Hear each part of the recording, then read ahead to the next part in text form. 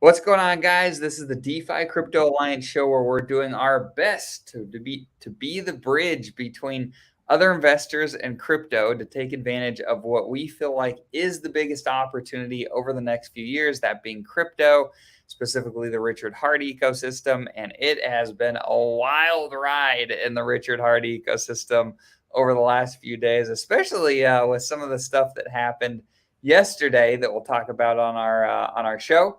So we'll get into that. It's Open Mic Friday, so I'd love for you guys to come in. We'll post the link in the comments. You guys can copy that if you want to come join us in the show. Otherwise, welcome, Corey. Take it away.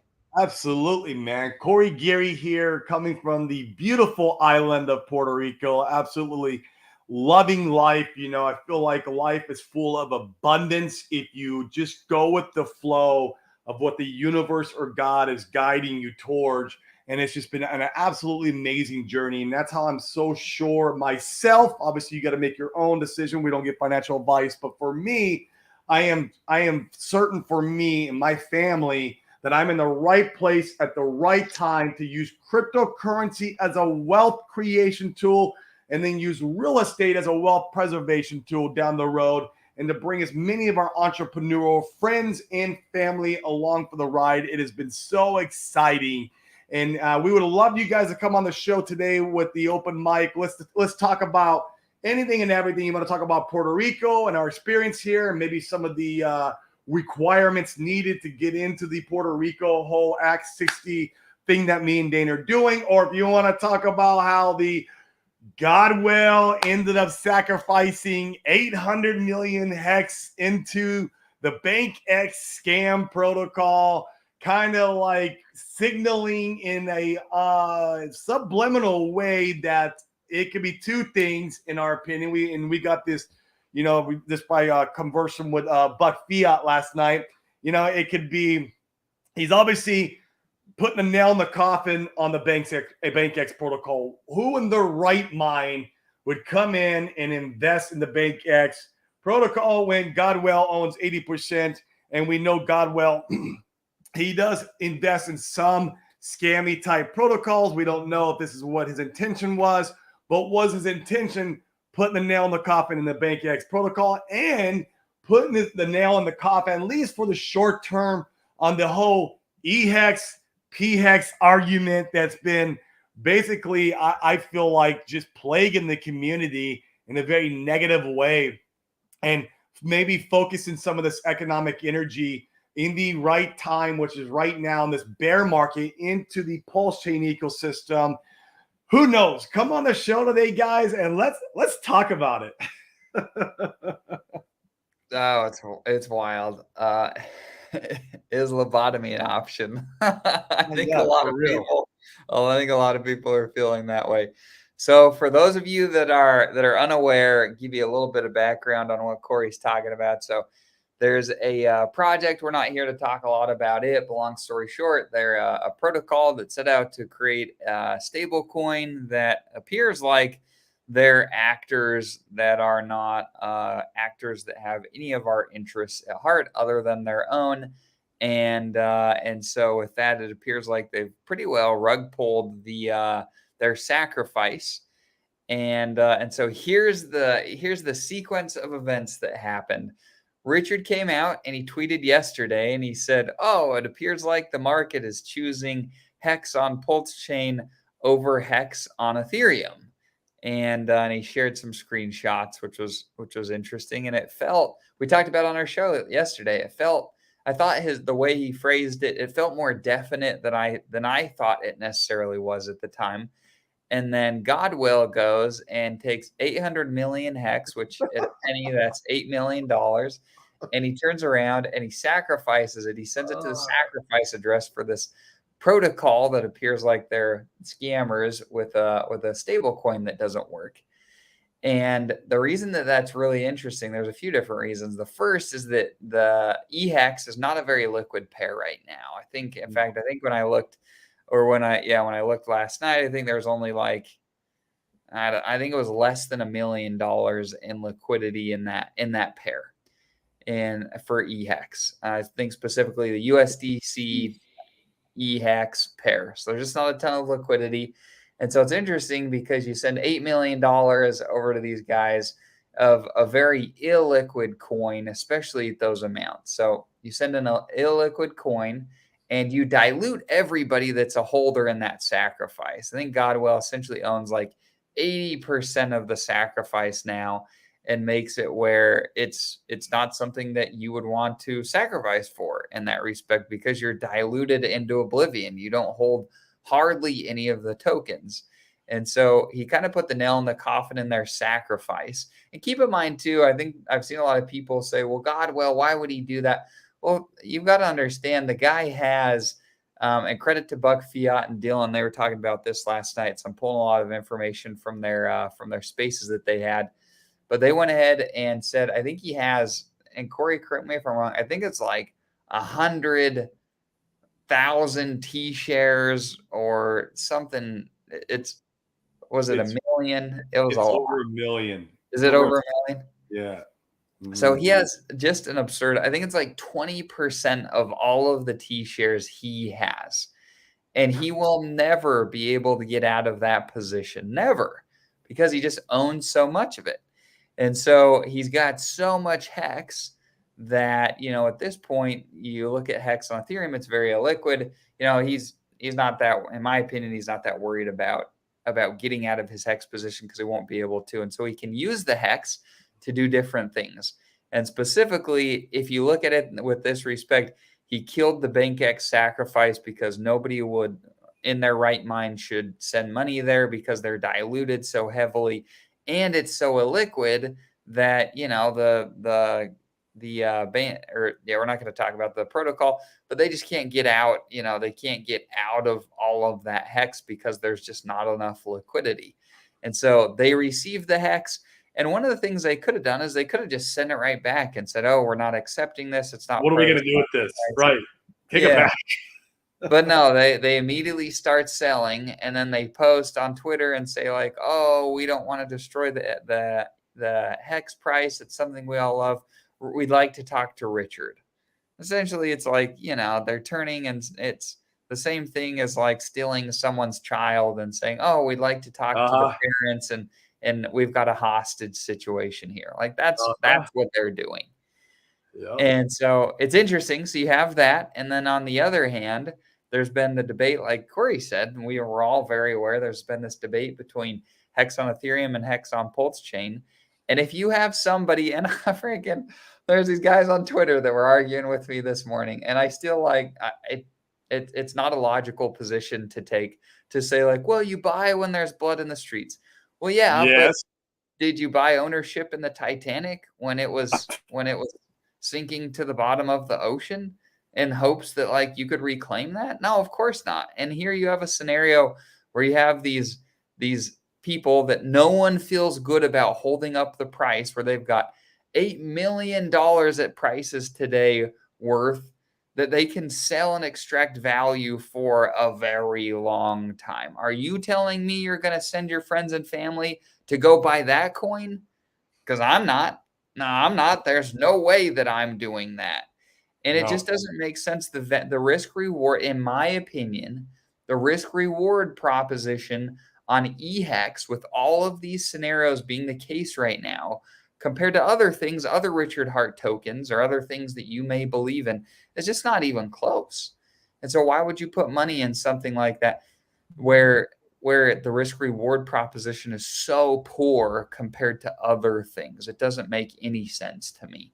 And we've talked about it a lot on our show. I had some guy question me on Twitter like, oh, what are you doing with your bags? Like, be transparent. We've been transparent. Like, we've been very transparent. The once Pulse Chain launched, that's where our interest lies. And that's where our money's gone. We haven't been buying stuff on Ethereum since Pulse Chain launched, because it's just not where that's not where we want to play the game. And so, that's our humble opinion on where things stand. Those are the facts. You can feel emotionally however you want to feel about it. Those are the facts. These guys now hold 800 million hex in an illiquid pool. And if you go over there, I think it's pretty safe to say that there is a strong likelihood that you will get dumped on for an exceedingly long time, unless something happens or somebody else acquires that hex from them in some sort of OTC deal. Let me add context to that. Go ahead. Yeah. Right there, that piece. I'm seeing that narrative going around Twitter. Well, let's add some back history to BankX, because I got some dirt. It's good. They rug pulled the exact same type of stablecoin project on BNB. Oh, really? I didn't know that. About like maybe 6 months to a year ago. Their first rug pull back in 2014, they did an ICO raise where they were going to, and I can't remember the name of it. I gotta, but what essentially they're going to do, they were going to put together a network of companies to build a blockchain that was launched in outer space on satellites. So we're going to have a network of satellites around the world where the blockchain would live, and that way crypto here on the earth could basically go away, and we could have this like future-proof blockchain. Well, they raised millions of dollars during this ICO, and they weren't called BankX back then, but they know from the owner, this is his project. Well, he took all the money and ran. That's all he did. He took all the money and ran. This is back in 2014, promising some space blockchain. So like, okay, so you think he's really going to take his 800 million hex right now? That's worth $8 million at today's prices when we're at the all-time lows. Think about that. You think he's going to go, oh, I'm going to refund this to Godwell. Oh, I'm going to do an OTC deal that's a fair deal, where I have to basically, he's going to have to take a big discount on his 8 million, a massive discount if you were to work some kind of OTC deal out. I just don't see it happening. I really don't. Not with the mindset of somebody who operates in this manner and has been operating in this manner for multiple years. And so it's to me, and it's funny, man. Me and Dane were at the BankX party in Vegas, and it was interesting because these guys, as we're talking to them, they sounded pretty smart, and some of the stuff they were saying was very creative. But I don't know enough about crypto. Yeah, points for creativity. Yeah, points for creativity. Right. 800 million hex for creativity. 800 million hex for creativity. So I don't buy in the narrative that they're going to work out a good deal with somebody of OTC, or they're going to like send the money back. Even if like RH were to come to the table, he's going to be like, RH doesn't make deals with scammers. He doesn't make deal with hostage negotiators. And he's not going to be like, go and give them the $8 million that's true fair market value. You think RH ain't going to do that? Like, and so basically it all comes down to, he did. Let's say that he did. Like let's say that something like that were to happen. Now, I'm with you. I don't think it would. But even if it did, like, you could wait around and see these guys that are like, oh, I'm buying this dip. Well, you do what you will with your bags. There's no way in hell that I am buying this dip on freaking eHex. If you believe in eHex, I think it makes a world of sense to wait and see. If something is to happen, then wait and see. But gosh, the value proposition there compared to other opportunities, in my opinion, is a terrible one. And I will not be touching it, at least until those guys are out of ammo. Right. Yeah. And some of the guys on Twitter are like, oh, you buy the blood. Well, sure. Sure, go and buy the blood. And eHex might be a very unique opportunity in a year, or whenever those guys are out of ammo. Then maybe you have a unique opportunity, But until that time occurs, I mean, Buck called it a poison pill provision. Like you can have when you buy and sell businesses, to make it so that there's a provision when you buy and sell a company that nobody else would want to touch it. That's essentially what has occurred, in my opinion. Mine too. And yours, and I don't want to touch it. Yeah. So come on the show, guys. Let's talk about it. Drop the StreamYard link in there. Yeah, let me send it again. We see Crypto Sloth in there, and we see a couple other guys who would have some good conversation on this. and maybe there's a future for eHex. Who knows? I do like the narrative, and I heard Gary and Buck talking about this last night. I like the narrative of having a piece of the ecosystem out there on other blockchains, other communities, to have that easy access to get integrated into ours, via that community or via that blockchain. You see this in stocks on different stock exchanges, or Buck was talking about it last night, and I love that. But that narrative doesn't have to take place right now. In fact, we could focus all the economic energy on our Pulse chain right now. Make sure we get a good, nice foundation, lift it off the ground with a nice base, and then maybe we go out and start doing hey, let's make sure eHex does okay. That way the people in Ethereum can come in, and that'd be the pipeline through to our ecosystem. But right now, I think we do need to build in Pulse chain. We need to onboard in Pulse chain, and like you said earlier, Dana, there's no way, even before this debacle, that I was going to, if I onboard, say my sister calls me tomorrow and she's like, hey, Corey, I want to put in 10 grand. Where do I do it? I want to do this whole Richard Hart thing you guys are doing. Where do I put it? You think I'm going to onboard her in Ethereum? Even before the debacle, I was not going to do it. I would be like, yeah, come over on Pulse chain. I'll teach you how to get you get the money over there, and then we're going to buy RH assets over on Ethereum. And that could be Hex. I love Hex. Don't get me wrong. I'm on Pulse chain, you mean, right? On Pulse chain. Yes, absolutely. And so I would onboard her money over there. And it's just the way it is. And same with our mastermind, any new guys coming in who have money. And these guys have big money. Even though they have big money, where it's 50, 100, 200,000, $1 million. I'm not gonna tell these guys to put it in Ethereum. I'm just not. It's just not where I feel like it. I'm not being a good steward on my end for onboarding and the community to direct them in that direction. And I know a lot of people in the community, and I won't mention names, were directing money on the Ethereum side with all the uncertainty. And sure, maybe long-term Ethereum Hex as well. But I'm telling you, these investors, they do want to see gains in the short term too. And I'm talking about short term, meaning like a year, maybe 16 months. Are we going to see eHex perform by then? I don't know. And I'm a little reluctant about that. And so be a good steward of the ecosystem. Be a good steward of your family's money, your friends' money. If you got a group you guys are running, whatever, be a good steward of where you're onboarding this money. And if you're an influencer, what you're talking about on your streams, I'm not going to come on this stream and go, guys, get eHex by the blood. Are you kidding me? That is not being a good steward. No. And so, that's my opinion. And I would love you guys to come on and tell me differently. Maybe there's something I'm not seeing. Who knows? I'm not perfect in any manner. And this is definitely not financial advice. I'm just looking at it from my portfolio, my perspective, my friends, families, and the people I love, where their money goes. I mean, think about it. Even if you were like that, if I were to put $1,000 in my daughter's portfolio, man, I'm going to do it in Pulse chain. I'm not putting that $1,000 on Ethereum. Right. There's two things, in my opinion, and we learned this from way smarter people than us when we started our real estate investment, doing our real estate investing. The first thing when you evaluate an investment that you want to evaluate is, what is the likelihood you get your initial investment capital back?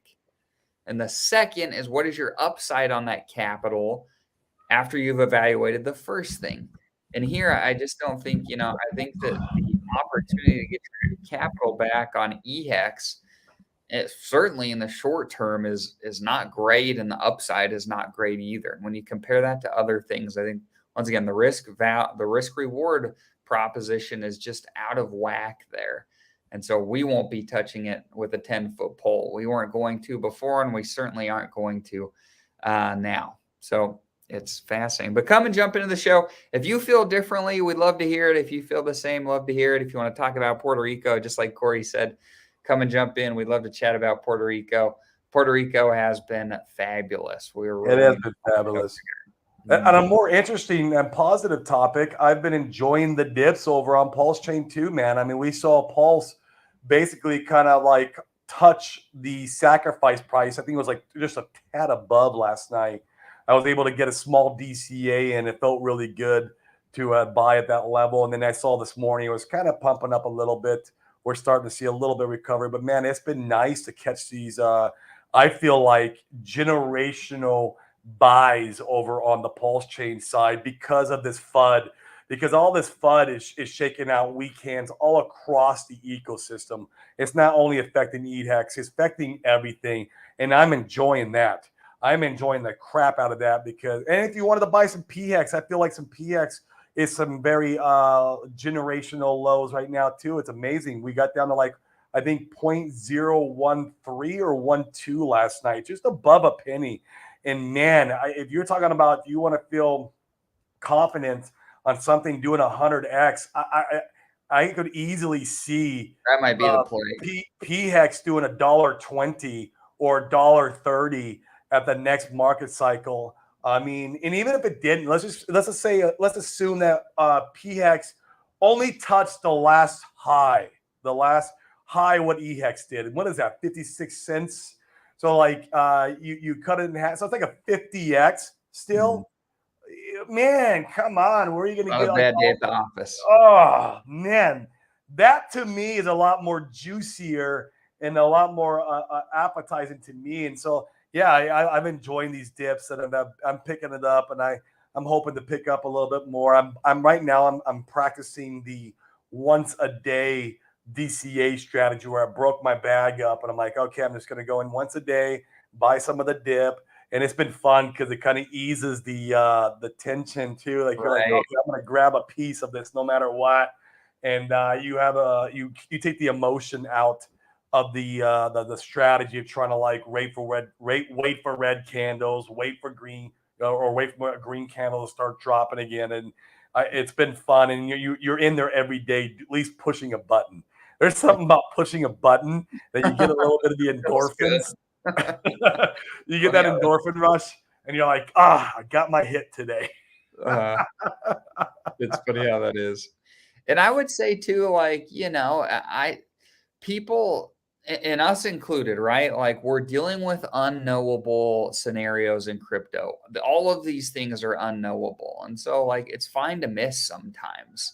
And I guess I'm a little bit surprised at the lack of people that have been touting eHex, at the lack of people saying like, oh yeah, now it makes sense to pivot. Now it makes sense to pivot to Hex over on Pulse Chain. It's fine to miss. People are going to miss with unknowables, but it's important to pivot when there's new information and adjust your worldview.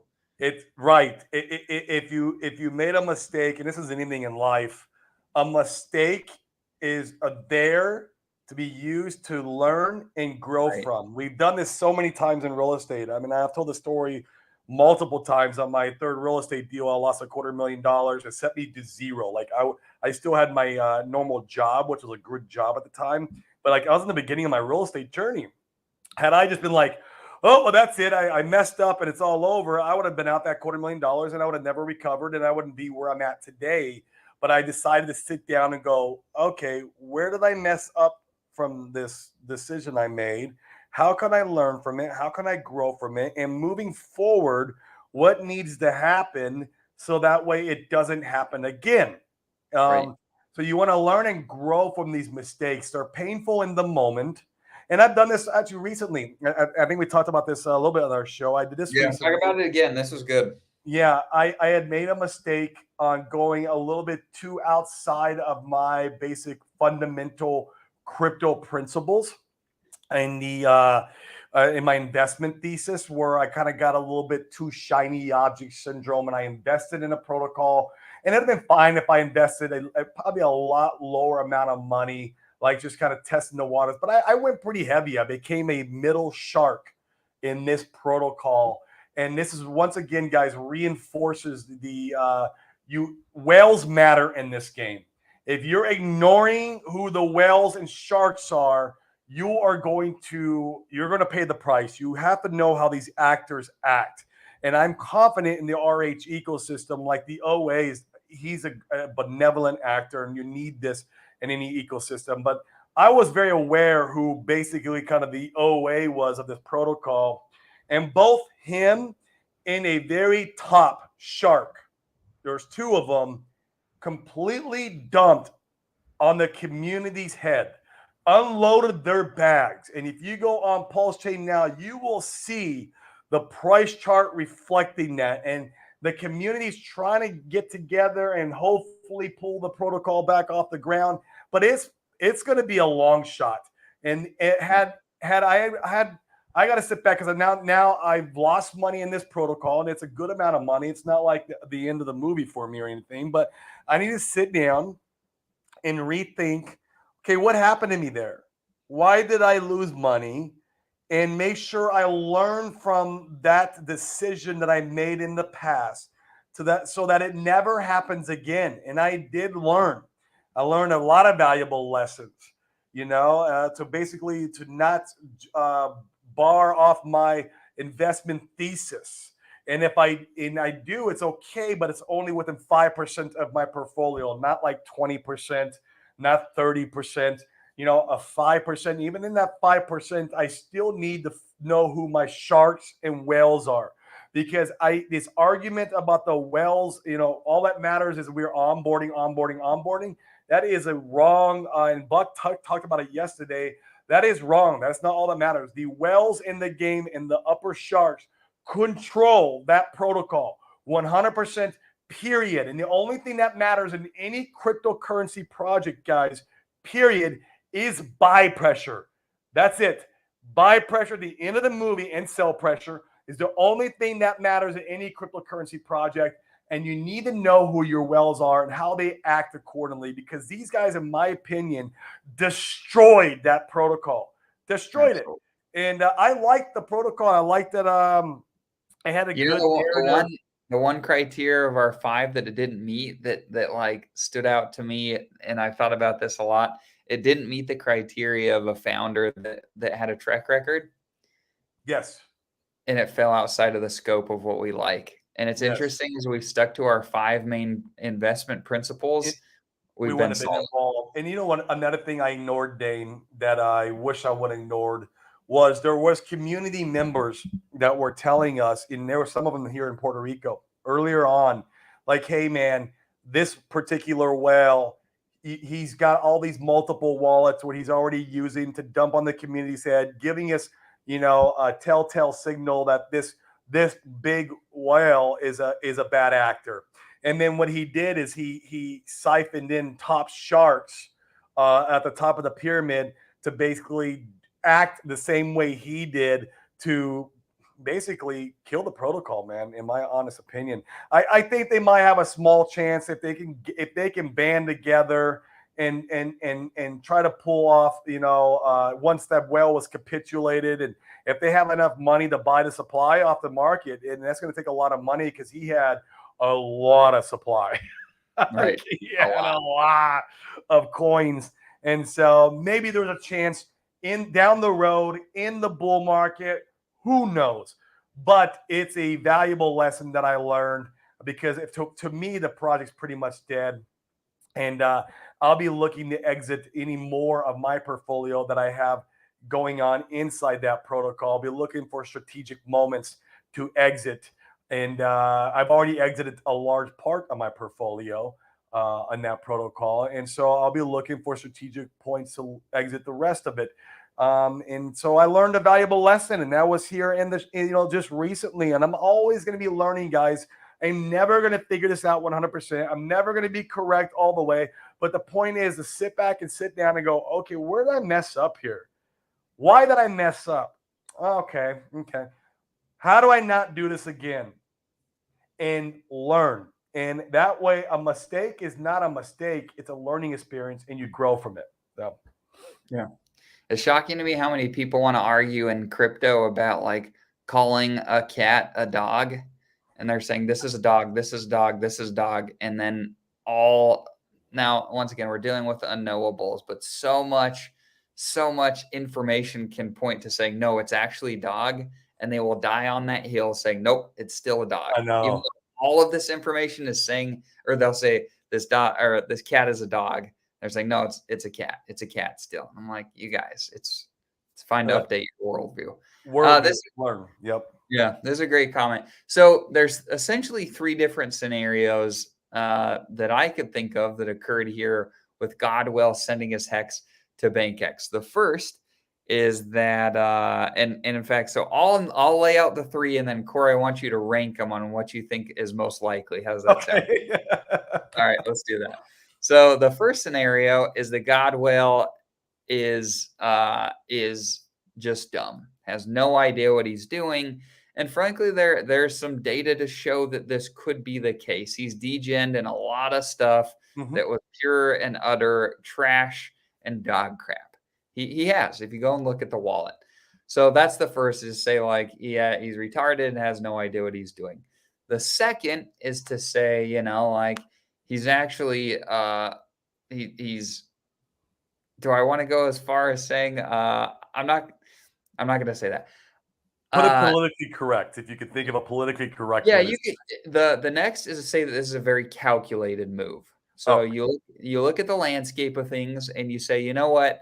I think that p-hex is the way we should rally behind one hex, and p-hex is the one that we should rally behind. He didn't go and sacrifice before the fork, thus giving this protocol that he sent all this hex to a copy over on Pulse Chain. This was done after the fork. And so he looked at his bags and said, I have all of this eHex I'm never going to sell my way out of, because there will never be enough liquidity for me to do such. I've got my copy over on Pulse Chain. Why don't I take this largely illiquid asset, send a truckload over to this protocol, essentially killing and wrecking their sacrifice and signaling to the community, don't touch this poisoned well. You don't drink from a poisoned well. Go instead and let's focus our energy behind p-hex, because that's where I think people should be, and essentially pulled that off. That's exactly, I mean, that has occurred. Now, whether or not that was purposeful remains to be seen. And then the third really is somewhere in the middle, where, you know, like, it wasn't totally stupid, but this wasn't super calculated, and maybe by some miracle stumbled across BankX just barely, and I was like, this is a really cool thing. Let's go and sacrifice to it. So those are the 3 scenarios that I can think of. And shout out to Buck and Dylan. They did a great job of laying this out last night. And so largely just regurgitating a lot of the information that I picked up there. But I thought these thought processes all made a lot of sense. Corey, you rank them on most likely to least likely of those 3 scenarios. What do you think? So I am very in the camp. I mean, I'm talking like highly, like it's probably 90% in my opinion. I could be wrong. I'm wrong about a lot of things in life, but the second scenario is what happened.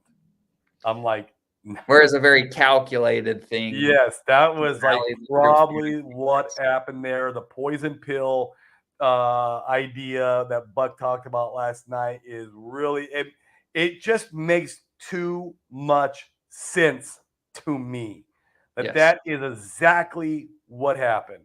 Now, the second scenario, or your third option there, that would be like I don't think the first option, like the first option, maybe it's like 1 or 2%. That he's just an idiot and he's just throwing money around because he don't know shit. No, he does like the degen a little. Yes, he invested like in Wise. He's invested in a lot of other sacrifices that we've been doing. There's some other real scammy stuff he did in the early days, but I don't know if he's invested like a third of his hex portfolio to any one of those sacrifices or protocols that he did, right? It wasn't like he went all in on it. Like, this is like a third of your hex portfolio is what essentially what third of his liquid. Yeah, it's kind of, I mean, that's massive, bro. Like that's not like, to me, somebody who's, I don't think the first one's an option. The third one, maybe there's a 9-10% scenario where he really does like BankX. Maybe he knows the founder or something. I don't know, where he's like, you know what? I think you guys got something here. I would like to see this be pulled off. I'm going to help invest with you guys. Obviously, no one else is going to be investable. It's not going to be investable, but maybe he's like, I'll be the OA of this protocol. and control the supply and help it lift off the ground. I mean, I don't know. Maybe there is a But not possibility. that likely. Yeah. Yeah, that was the. He feels like it's an investable protocol, and I just don't. And yes, that's definitely, and he has participated in a lot of stuff. He likes to throw his money around a little bit, which, I mean, if you got billions and billions of dollars, why not? I mean, like, you just need one of them to hit. It's like the old VC ideology. All these VCs will invest. It takes 10 companies before that one hits and they get all their money back plus then some. Right. You see this a lot, and so maybe that's kind of the who knows. But man, I really feel the second scenario, because in my opinion, someone who does have that kind of money, he didn't get there by being a complete idiot. Agreed. Agreed. I'm with you. And think how convenient it is. It is remarkably convenient. And Richard's, I mean, I feel like Richard's been putting out the breadcrumbs and following Furu Mm, Finance when he's been the one touting that we mm. should unite behind PHEX. And what else did he do? And then his tweet yesterday where it seemed fairly final that the market had chosen PHEX and then God will to do this. And Richard can literally say, I mean, his hands are clean. He can say, "Oh, you guys gave your tokens away to scammers. Like you guys poisoned the well here. Geez, I guess we should all rally behind Hex and this new ecosystem that I created, where I control all the levers. Like How it's convenient. yes, yes. How convenient. Oh, Oh. God. It is remarkable, a wild ride. I saw somebody on Twitter. They said that I think it was on Twitter or maybe it was in Telegram. They said that the highest of stakes guys should scrap the documentary and instead move to a weekly reality show on the Hexikins and the Hex ecosystem. They make a lot more money that way. It's not far off from the truth, man. I mean, I can't believe how much drama we've seen since the launch of Pulse Chain. It's funny because we're in this chat. It's a private chat. Both me and Dana are in there, and it's a lot of sharks, maybe a couple whales. Really cool chat.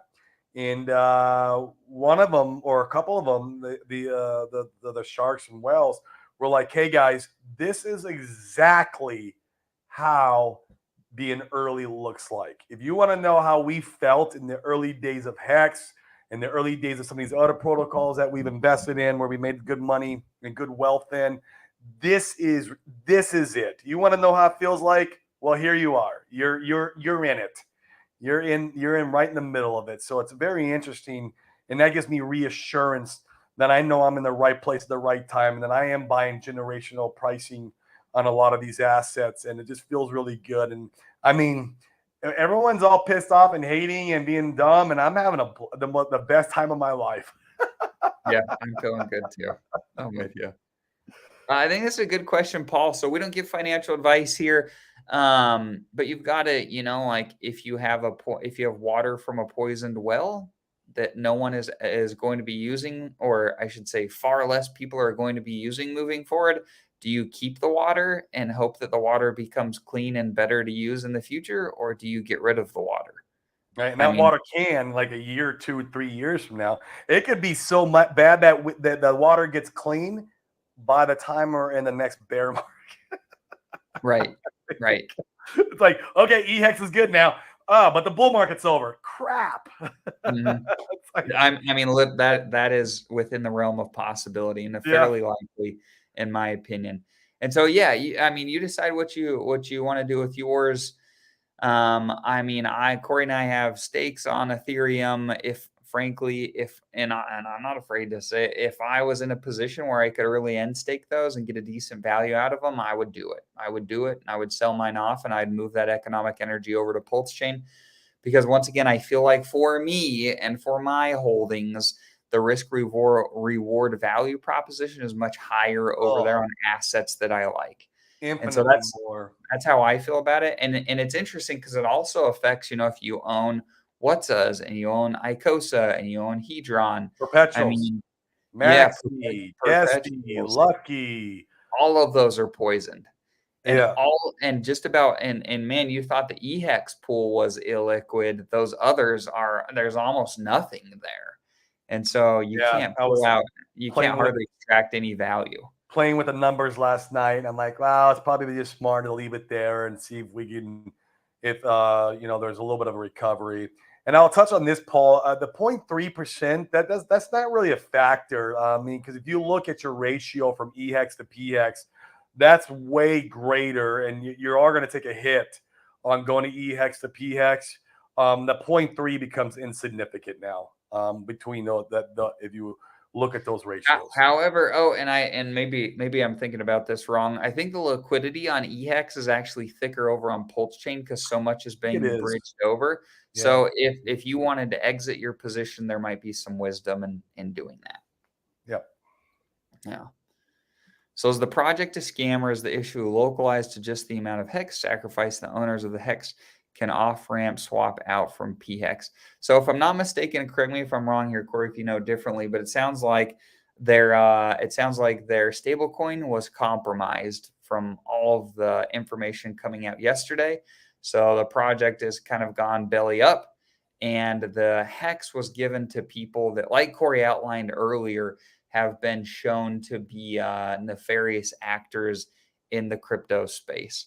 And so it's kind of like, do you let a pedophile babysit your child? Absolutely not. Absolutely not. And so that's what it feels like to me.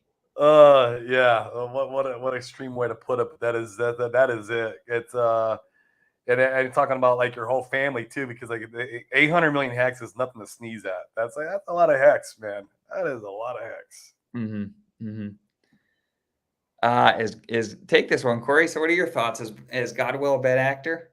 Nope, I don't think Godwell is a bad actor. I just or still an ETH genius. I think if we those three options we were talking about earlier, and if it's the second one that is the most likely, then he's a genius. He's got the biggest bags in the community. It's debatable to say that the OA does or whatever, but the OA, I never count the OA because the OA is just the OA. That's like that's there, but you take the OA out, and now we have Godwell. And he's making financial decisions, not only for the community's behalf, but and obviously his behalf. And remember, guys, whales control the ecosystem. Period. Once again, if you go look back, I'll mention the protocol. If you look at Pulse Bitcoin and ASIC, it got destroyed because of the whales and upper sharks. They control the financial future of any ecosystem you're in. Period. That's it. In the story. There's no other argument behind that. And Godwell knows this. Godwell has his best interest at heart. He's going to make the community do what his interest is in mind. So he's in that case, he's a genius because if you buy into that narrative, which I think it's a very high likelihood of a narrative, he's just controlling what he wants done for the future of his money. Remember, he's got millions upon millions of dollars invested in this ecosystem, and he's just controlling the ship, if you will. He's the captain of the ship. Beyond the OA can do anything he wants, but everyone having expectations in the OA no, that's retarded. The OA is not going to step in. Okay, that's just retarded, right?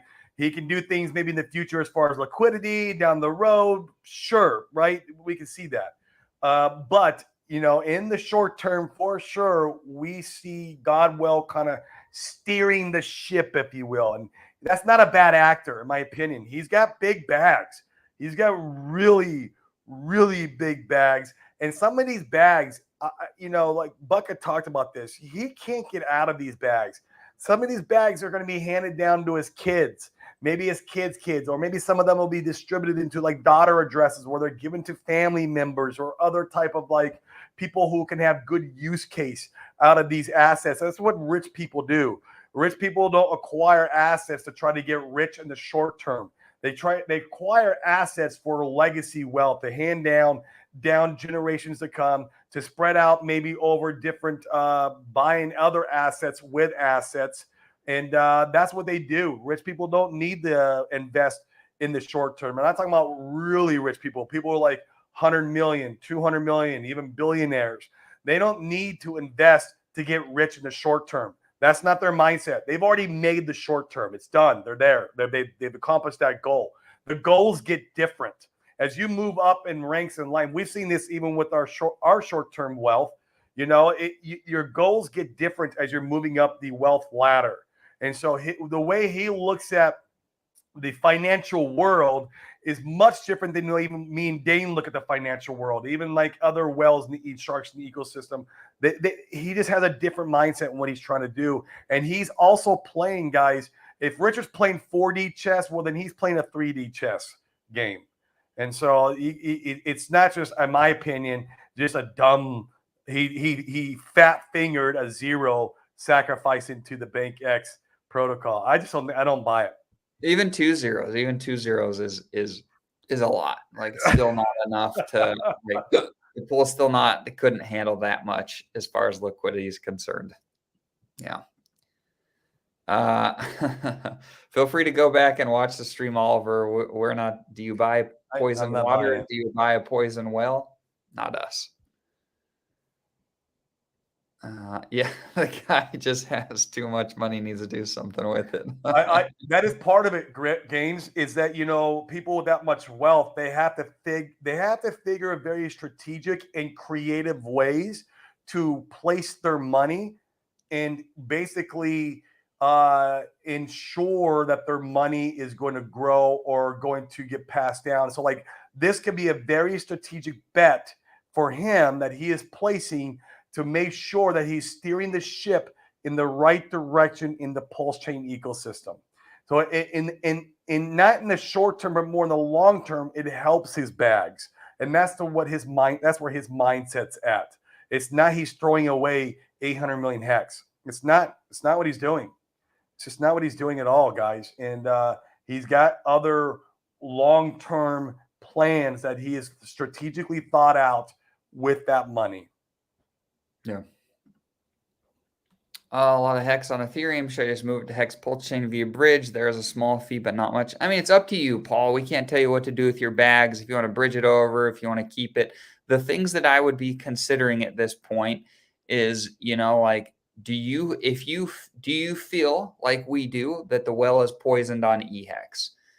Certainly over the next year or so, unless somebody like, you know, Richard is willing to do an OTC deal, or somebody else is able to, and they lock the hex up in a stake for 15 years or something like that. You know, you've got to make, that's where you first got to make a determination. And then from there you could act accordingly. For me, I feel really comfortable not placing bets there. And so you've got to make your own determination, figure out what you want to do with your own bags.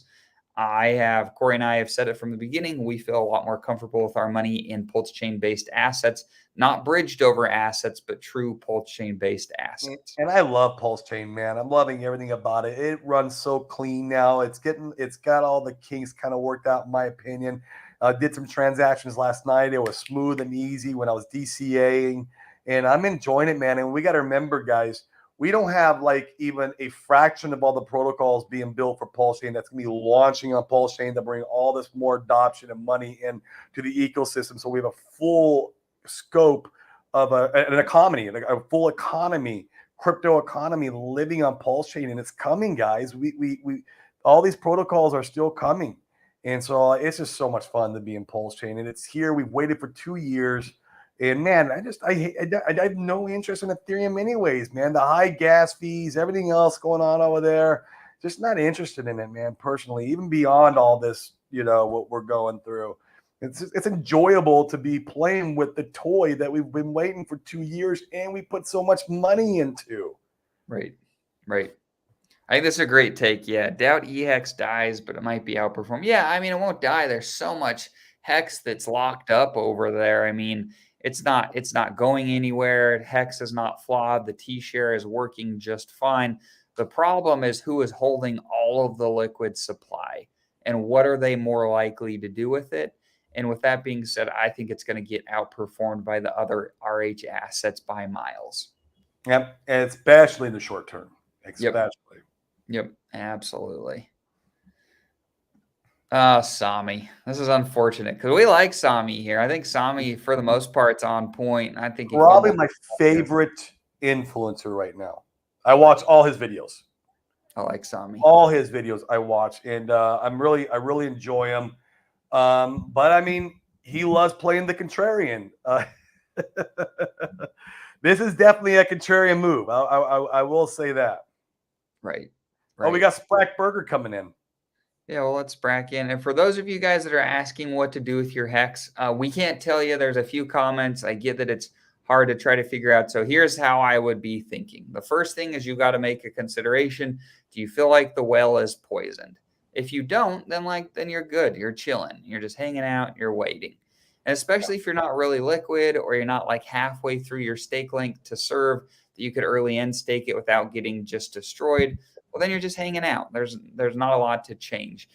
If you feel like the well is poisoned, well, you've got to make a determination. Do you want to go in and extract the value that you can? Do you want to go and sell off your other stuff that may be connected to eHex, like ICOSA and your Whatsos and your Hedron and your perpetuals? I mean, there's a lot of considerations, but that's what you've got to solve first. And then from there, you've got to make a determination.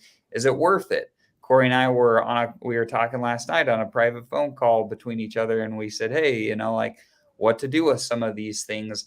And the conclusion that we came to for most of our stuff over on Ethereum is the liquidity so low on a lot of those things that it just didn't make sense to extract out or to try to extract out any value for the most part, because there just wasn't Yep. hardly any value to extract out. We know Alex is building with Hedron and ICOSA. I'm curious to see what he comes out with. And so, like, for instance, especially on Hedron and ICOSA, those pools are so illiquid, you just can't hardly get anything if you have, a Yeah, decent size bag. So I'm it's holding on to that stuff for now. right. It's worth just waiting with those because the value that we extract now versus what maybe we can get, risk versus reward. We might get a reward when Hedron and Icosa and Alex build. That's where we might see a good opportunity, and those protocols might thrive later down the road. I got to put this comment up, Dane. I love this. Yeah, why didn't Godwell just give it to him for the stupid the new stupid Zen Bitcoin? I mean, we could have just It's ridiculous. Mhm. Mhm. sorry. No, what's up, Sprack and Norbert? Great to have you guys on. What are your thoughts on what's going on in the Jerry Springer version of Hex here? Yeah, give us your comment. You don't have to agree with us either. Yeah. um, can I go ahead first, or Spark Yeah, or Gary? Yeah. you So spoke my thought first. is, whoever is, first of all, one guy I can't really stand on right now, but what everyone has their own opinion. But for me, Fudu Finance phew, is not a legit guy. You know why? Because if he was a legit guy, and if he would do what Hex meant to do and stake, why he talks about negatively about his own investment? It doesn't Mm. make any sense. If I'm a business owner, yeah, and I'm running a car shop, I'm not gonna go out on the front yard and say like, "Hey, I'm a dodgy car dealer," but go to the next door. That guy actually, I put some money on that business, so now we're selling that car, by the way, and Yeah, don't do about this one. So that's number one. That's really important. And number two, without Hex, that guy would be nothing. Or anyone else who is streaming and YouTubing and do whatever, without Hex, none of those guys would be anything. Yeah, they should put their hands together and be extremely grateful that, for example, all these genius guys went on their show and expressed their opinions, and it allowed them to talk to them. That's how I see it another way as well. And number three, as a moral, forget about it. You invested in anything. You don't even think about that all those hours of work, hard sweat and tears being put into these projects, families invested money. I have a lot of friends in Hungary who are like really small investors, just like myself. Like we had some, I don't know, 20% of our portfolio, because we are behind. We said, okay, let's put it into these projects because we see high potential in it. Right now, looks like that money is gone, and I feel pretty bad to trying to convince these people. Oh, don't worry about it, guys. It's gonna be $1 in like 2 years time. yeah. It can happen. Don't take me That's a wrong, really because fair take. if the people will realize that, okay, fair enough, everything has like a roller coaster, ups and downs. Mhm. If people will realize that Hex is a code, is working flawlessly, is being out there for a long time, and all these big players, hopefully Binance is not gonna go down, but like more and more people will realize, okay, so FTX is down, like all these other companies down, but this project, it was no human interaction and it was working flawlessly. Maybe we just need to rebuild everything again, just like Noah did back in the days, when he saved the species on Earth. That's my take on whoever talks negatively about Hex and what is really going on right now.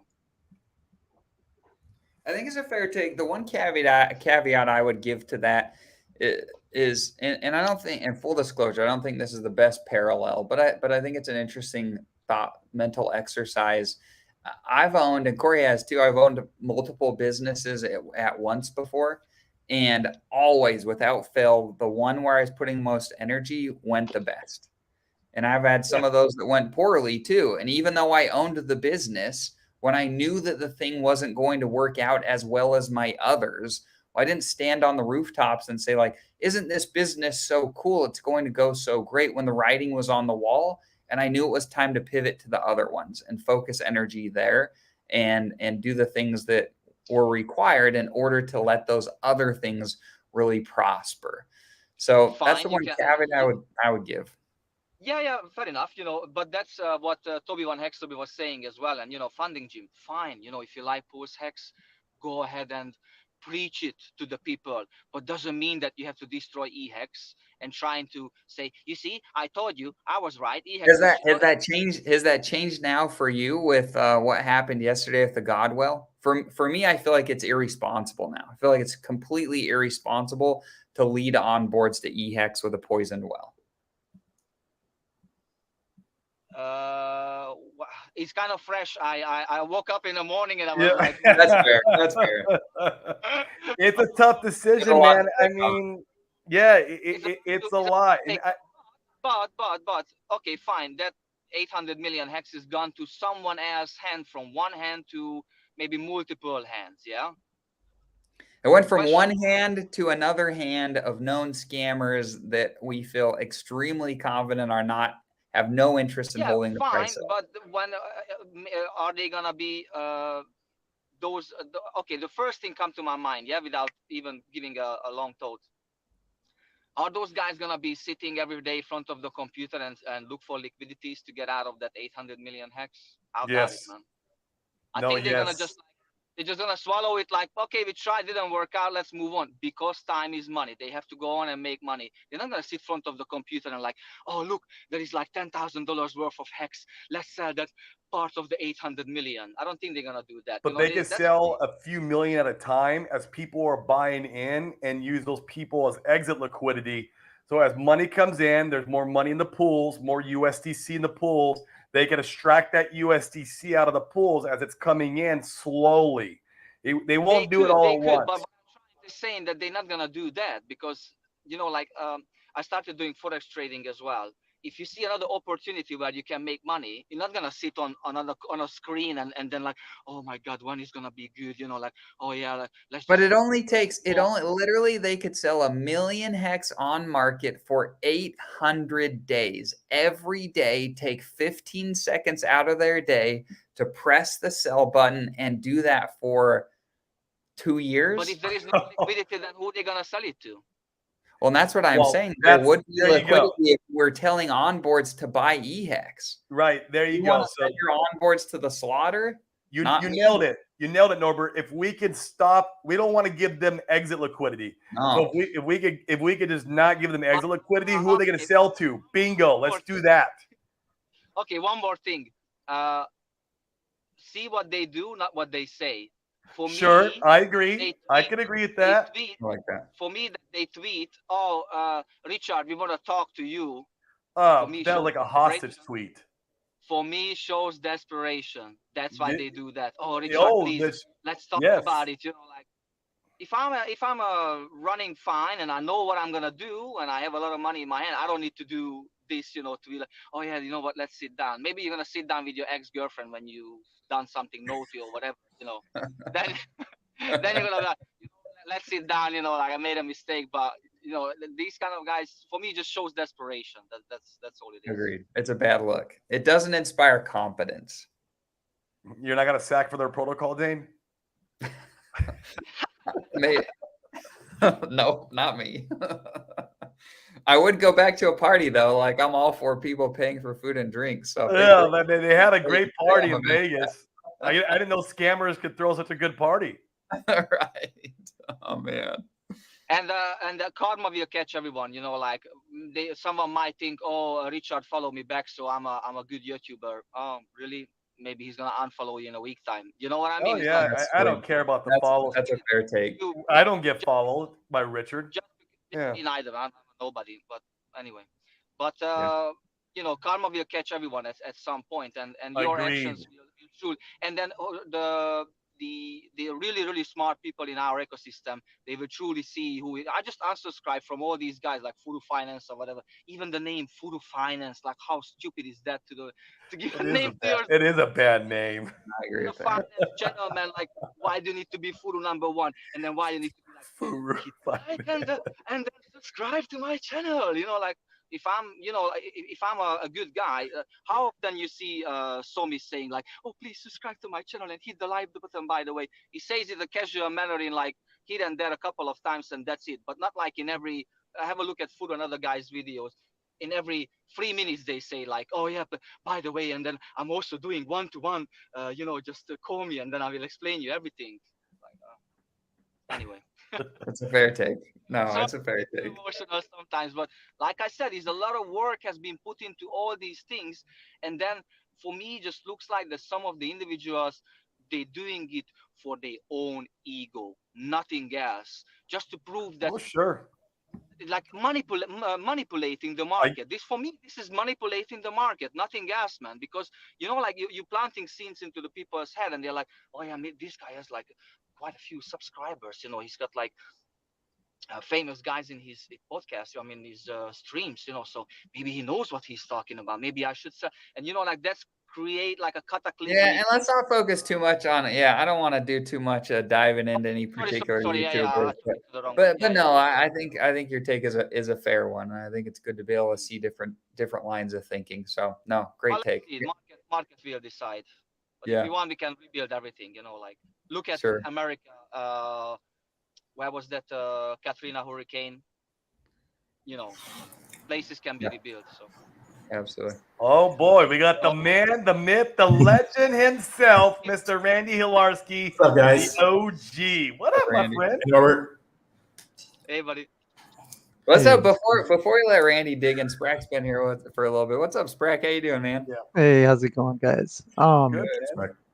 Yeah, kind of unfortunate that there was that exploit, but I mean, I'm still long-term bullish on Hex, even on the other side as well. I know it's like you guys said, there's a lot of sell pressure due to that scam wallet, but I mean, it's just a matter of time before that person sells the bottom. And like they don't seem to be that sophisticated based on like how they're trying to DM or try to talk to Richard or because they know that they cannot extract the value that they have in their possession. They're going to need some liquidity, and I got a feeling that they're going to end up selling and not getting the value that they really want. They certainly won't get full value. They're not, and they depress the price for a very extended period of time. That's the concern. That is a concern, but as the contrarian, I like to see these buying opportunities, and I know that doesn't jive with a lot of what people are saying. But if you have a long-term perspective on Hex and you are staking on Hex, there's less people that are going to be providing the staking reward, and you can, I mean, just think about what that could mean long term in terms of like just capturing more APY, capturing coins at a discount. Yeah, this is going to suppress the price for quite a while, quite a while. Maybe a whole bull market. Maybe a whole And bull market, guys, and do you that's know yeah. what sort of slippage they would generate? You know, if they're trying to sell bigger bags, because that needs to be taken into consideration as well. You know, like each time you're trying to sell a bigger bag, but then slippage comes in, so you might get much less for your money. So that could work for our favor as well. You know, each time they're trying to sell a big amount, then the big chunk of it would go to slippage. Yeah, Well, that's I where I wish think they would. that's where I think they've shown a certain, certain level of sophistication. They didn't go click sell and dump it all. I wish in they one would have. spot. You know what I mean? Like that would have been more Mm. preferable. Dump it to zero right now. Then I would get bullish again. Then I might buy. Then that would be the dip of a life. Dump it. Let's go. Yes. Yeah. Randy Yeah. feels differently. Give it to us, Randy. What do you think? Feel free to chip in here. I love it, man. This is this is the best possible thing that we can get. This is shakes out all the weak hands. I'm getting message. People are fearful. People are scared. But let me tell you something. This is only 1.5 days of the AA lobby. When we were in Hex, every day we got 500 new Hex in the first year. Every freaking day, 500 million. So this is 1.5 days of the AA lobby. Well, that's not very much Hex. So in the grand scheme of things, do not worry. It'll all be sorted out. Let them either do the massive capitulation candle and they hand it over to everyone whoever's got buy orders. Those people are going to make out like bandits. And then you got the other folks who are just coming in and DCAing in every week until this thing is over. So either way, we're all good. I'm not worried one bit. I see, oh man, you should see some of these. But do you feel good enough to tell your mom to go buy eHex? My mom bought eHex today. Really? Yeah. Oh, that's a bold decision. Okay. Yeah. I'm not worried one bit. This is not a bit. That just seems like so. And I agree that in the large scope of things, it's not a ton of Hex, but in relation to the liquidity pools, I mean, it's. Would you go provide LP over there and let these guys extract? That's what I'm saying. Like, let them have slippage. Who's going to go provide LP? Who's going to go and like they could milk this thing for a very extended period? Sure. If nobody provides any liquidity. So why would you buy any of that stuff when you could go buy stuff over on Pulse Chain where theoretically you don't have that concern? Because it could happen on Pulse Chain too. Yeah, that's what I wanted to say. But it hasn't. That's a big difference.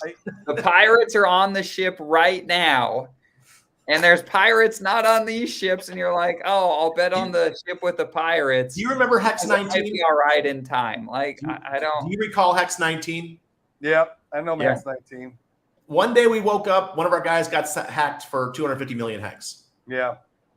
That shit just happens. But that's an unknowable. Right now we're working with something that's known, and we can make decisions based off of this thing that we know right now is. You're using my words against me. A bird in the hand is better than two in the bush. Okay. Oh boy, is it ever? I get what you're saying here, but I'm also a gambler. So that's Randy, if you were a gambler, wouldn't you wait and watch that wallet and wait for them to capitulate a little more and wait for them to empty the wallet before you come in and buy those generational lows? Because that would make me feel better that I was buying their capitulation. They haven't really done much yet, and so I feel like right now that's just weak hands right now. I feel like we could see a lot more generational lows in the eHex side. And would we want to wait for that if we're going to gamble on the Ethereum side? I don't know if I'm going to catch it. I don't know if I can catch the candle if they do it. So if I DCA in, at least I know I'm going to get really low prices right now. As long as you're leaving, I mean, I guess I can get the argument, as long as you're leaving a bag to try to catch that, because it might stay down there in those super lows for a while. You know what I mean? And we might have like 0.001 Hex. Like, can you imagine that? Like, imagine like, because I remember your show, it wasn't your show. We were in the mastermind last night, and you were talking about 10 grand, that 1 cent, 10 grand buys a million hex. What about a tenth of a penny? 10 grand buys you 10 million hex. Then you could do that rolling like monthly stake when. Corey locked up. Oh, is he frozen on your guys' end too? He's just getting to the goods. His bandwidth couldn't handle it. Yeah, no, I Hex gets its value. Yeah. Go ahead, Yeah, Brett. definitely. I agree with Randy. I think it'd be, I'm still DCAing on the cheaper one. I have a lot of p-hacks, not touching any of that stuff. I've accumulated so much of the staked stuff and the Deci products and the Maxi products, but just DCAing into these, like there's several ways to look at it. Would you have preferred a bear market that had a V-shaped recovery, or a bear market that No, had of a course not. prolonged, brutal crypto winter? I wouldn't have the bags that I have now. You'd have the opportunity to average in. This is just going to give people longer time at those low prices. And yeah, okay, fine. We're providing exit liquidity for this scammer if he's sophisticated enough to get away with it, which I don't think so. I'm kind of on Randy's thing where they're just going to get super impatient. They're going to need the money for some other bullshit that they're trying to run, and they're going to sell at a loss. I think they'll probably capture a fraction of the bag that they want to capture. And so, yeah, I'm going to be sitting there sniping. I'm going to be waiting and DCing into this. And like you said, if you can accumulate 100 million hex or something ridiculously big and just do like rolling stakes and just accumulate the APY, people are not just selling, they're EESing. Yeah, they're I know. EESing. So And not just that, keeping they're getting out of the staking pools, they're getting out of the eHex side. It's an opportunity. I go against the grain. I'm, sorry to disagree, but I mean, I see it's bullish. I see it's great. Here's my other counter argument with it. eHex will never outperform this is my opinion. This is just my opinion. I could be wrong, but it will never outperform p-hex. It can only do as good as p-hex with exponentially downward potential, with only the upside potential of p-hex. So to me, it's the risk versus reward there. I'd rather place my money in the p-hex because it's just the risk versus reward. My reward's only as good as p-hex, but my downward side is forever. Like it makes no sense in my head why I wouldn't buy p-hex instead at this moment. I'm not saying like if these guys come in and market dump this down to 2 zeros and a 1 or even lower, hey, yeah, that's when you're starting to talk about like, okay, the risk versus reward now is exponentially higher. If we get like 100x difference between p-hex and eHex, okay, now your risk versus reward is worth it. But when you're talking about a 1x or 50% difference between p-hex and eHex, no, that risk versus reward is not worth it to me. I'm going to DCA. Do it. No, that's what I love about all this. Everyone can build their bags according to whatever belief structure that they have, and there's neither like right nor wrong. Yeah. When working with unknowables, you just build your bags. I'm wrong all the time, Randy. Yeah, I'm not going to tell people to go out and buy it, but I am. Yeah. Okay, I was going to. That's respectable. You said that about onboards, right? I can respect that right there. Yeah. I can really respect that right there. Yeah. Yeah, for my onboards, I say p-hex, and the only reason I'm saying that is because I want them to interact on the Pulse chain side, and I want them to get the lower fees and to use the protocol, the staking features, Hedron, Icosa, all of the ecosystem plays on the Pulse chain side. These are guys that I'll have a couple $100 at the end of the week. It's not, but a larger player, a more sophisticated player, I would actually tell them how much of an opportunity this is now. But like you said, there's a level of sophistication required to go contrarian like that. Yes. Yeah. There is. Red Squirrel.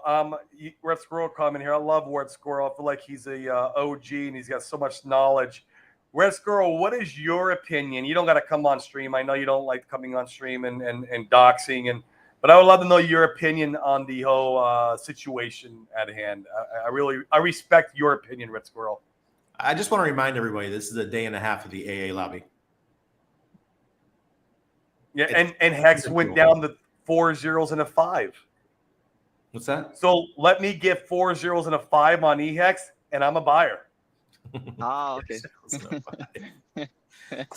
So you're saying less than the cost of PLSX? What? Well, that's what Hex did in the days of the AA lobby, because there was so much supply. People were dumping it like crazy, and that's where that real 10,000x came from. Well, that was if I could get a 10,000x potential out of eHex, you better believe I'm buying. Yeah, that was the first 10 weeks or so you had that. Then it disappeared. Yeah. And guys, we got 86 people watching. This has been awesome. Guys, hit the likes and hit the subscribe.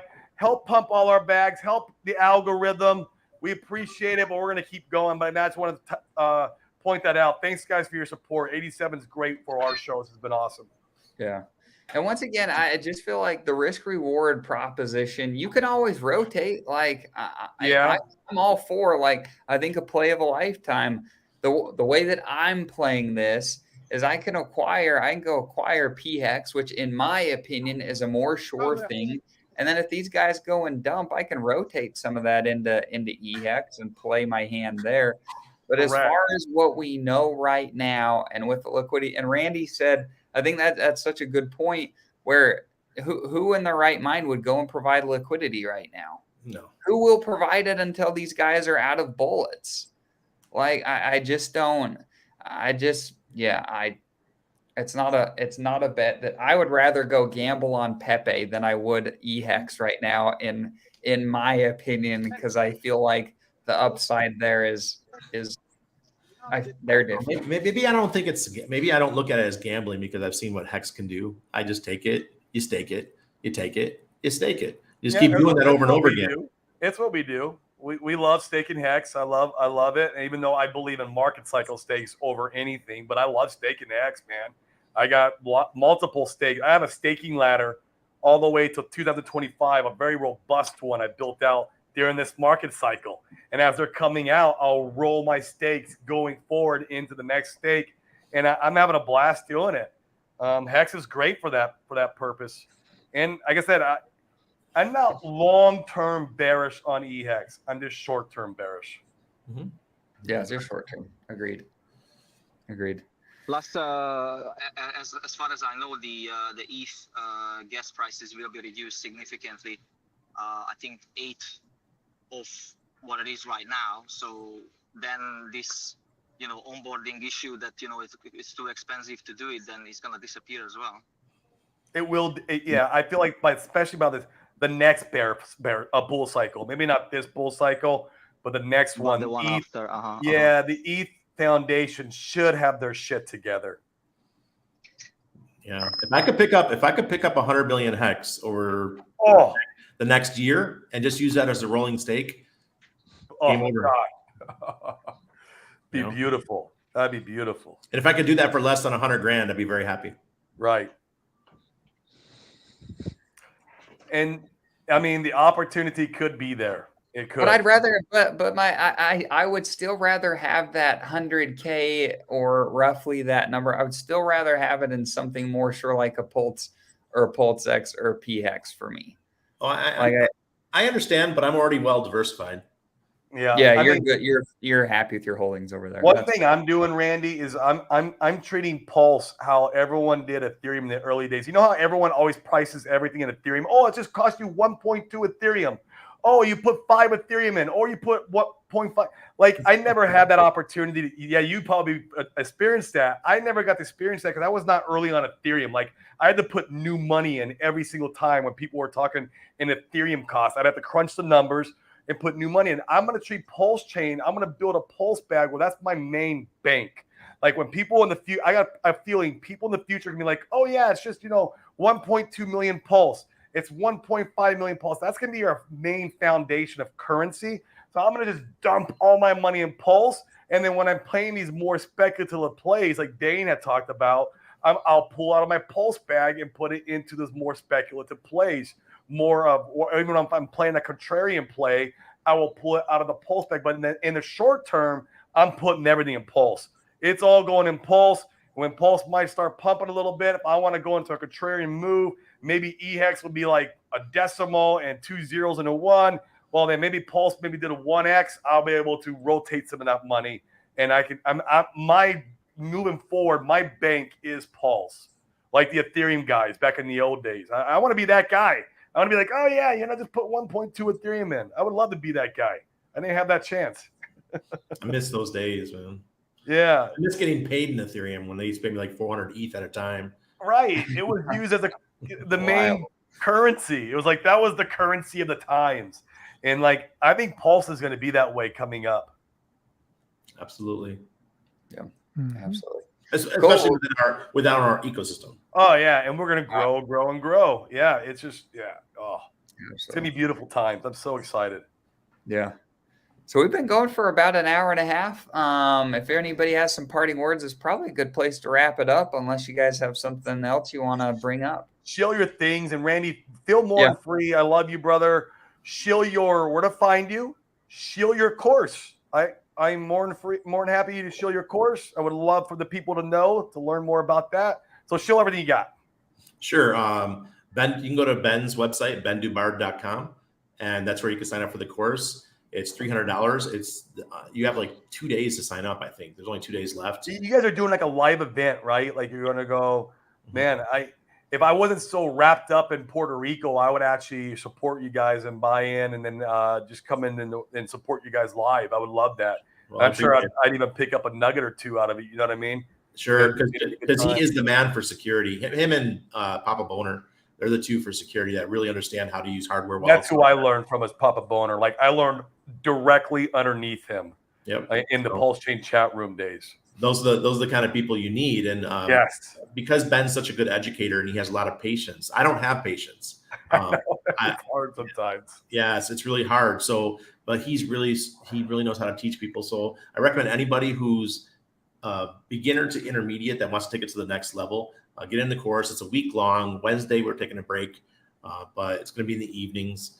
So our European friends, sorry, it's going to be late for you guys, but Australians and US, it's going to be a good time for you. Will you not be available? Huh? Will you not be streaming during that week then? That's a tough day for you. Yeah, that'll be like 7 hours online, but we'll see. We'll see how I feel. Yeah. I didn't even think about that. Jeez. That was the first thing that came in my brain. And me and Dane, we do events too, and we do all this. And I'm like, when your calendar gets full, man, it's the first thing you think about. Like, okay, am I going to be able to fit my stream in? Am I going to want to do my stream? Like, absolutely. That's how it feels. Like last night, I was like, all this stuff, I have no answers for anybody. I don't know what's going on with this pancake stuff. I am not live streaming. That's how I felt last night. I'm like, I'm too in the dark right now. I have no clue what's going on. It's better just to lay low. Yeah. I was a coward last night. Well, you came on this morning and you brought some good perspective to the table. So thanks. Yeah. Yes, Rackburger, Norbert, how can people find you guys? Twitter. I'm not really anywhere. I'm on Twitter mainly. Norbert Nagy is my full name with 00 at the end. I'm not a secret agent, but yeah, why not? I just had to put something, so I was like, why not? But yeah, I'm very busy normally, productive, let's say. I don't like to be busy. I like to be productive, doing my own thing. And like I said, I started doing some Forex. So yeah, if I can contribute or help anyone, I'm helping the people around me, with these things. But yeah, I'm not really on YouTube and social media yet. Once I'm retired, maybe. But yeah, thank you for having me, guys. It was a great stream, and the green candles be with all of us. Appreciate you, brother. Good jumping in, man. Yes, Brack. What's your username on Twitter? Username is at DJ_Sergio V. That's a leftover from another career. Cool. But I do some other stuff on the side. I do some music stuff on the side, and I have like too many hobbies, including leverage trading. But that's another. I don't talk about that as well, or what do you do? No, I do perpetuals on Bitcoin and Ethereum. Ah, okay. Masochist. I know. But I did start with Forex. Forex was a really good learning learning curve, but the volatility is much higher on Ethereum, and I can get 100x leverage. So I know that that sounds incredible to people, but I need it. I absolutely need it. And just because of the way my position sizes are, I wouldn't be able to make the money that I make without the leverage that high.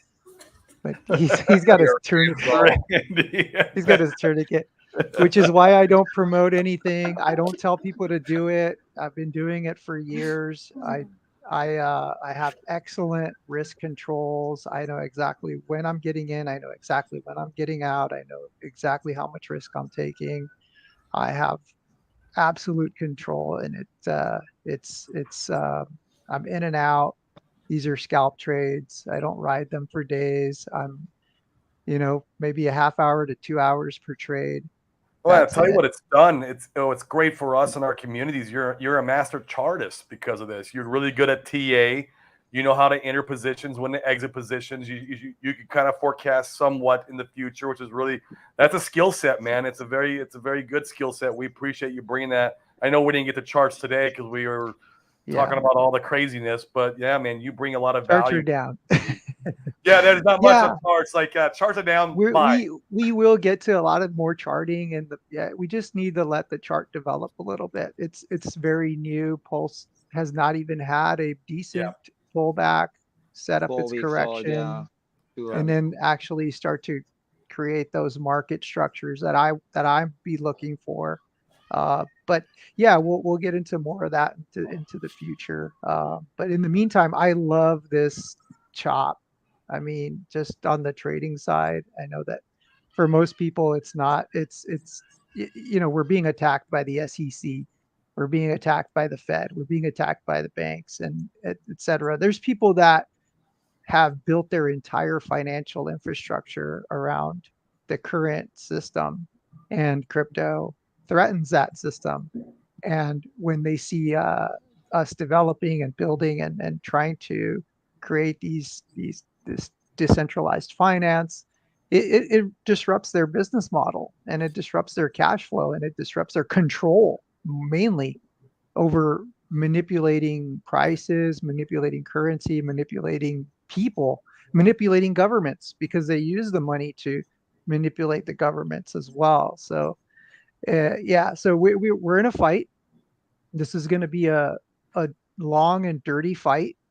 But you know where I'm at, and I know where you guys are at on this. 100%. Just take a step back and just look at this as a great buying opportunity, a great way to get to average in. Right now maybe this is the last cycle where the retailer has an advantage over Wall Street, because they can't get in yet. They do not have the licensing to get the sovereign wealth funds into this asset class yet. They're not licensed, and they're trying to. There's $400 trillion of assets around the planet. If we get 1 or 2% of that, it's over. So that's like a 20x from the market. Anyway, that's just my take. I'm glad to share any kind of stuff that I'm learning along the way, because I'm learning as well. Appreciate you, Sprack. Cool, guys. Well, thanks for tuning in today. Thanks for our guys that jumped in the show, for being brave. It's always a pleasure to chat with you guys and have your insights. You guys, smash the likes, hit the subscribe on your way out. Pump the algorithm. Yep. Cheers, everybody. Yeah. All the best.